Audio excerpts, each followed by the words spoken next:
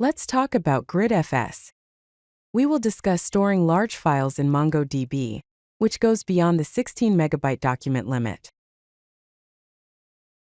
GridFS is a specification for storing and retrieving files that exceed the BSIN document size limit of 16 megabytes in MongoDB. Here's how GridFS works. It divides large files into smaller chunks and stores data in two collections, namely fs.files and fs.chunks. GridFS utilizes two collections. The first one is fs.files, which stores file metadata such as the file name, length, upload date, and content type. The second collection is fs.chunks, which stores the actual file data in binary chunks with sequence numbers. Let's set up GridFS with Python. First, import PyMongo and GridFS.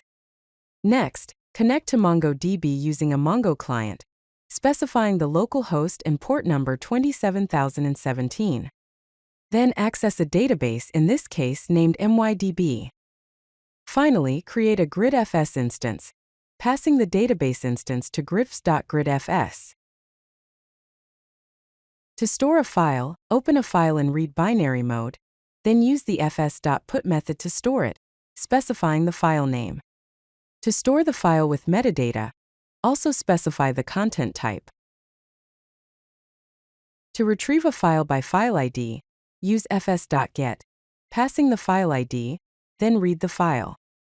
To retrieve a file by file name, use fs.getLastVersion, passing the file name and then read the file.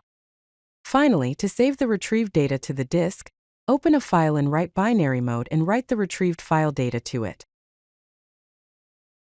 Here are some common use cases for GridFS. It can be used for storing media files such as videos, images, and audio files larger than 16 megabytes. It can also be used for storing documents such as large PDFs, presentations, and archives. Other uses include storing database dumps, system backup files, and chunk-based file delivery for streaming.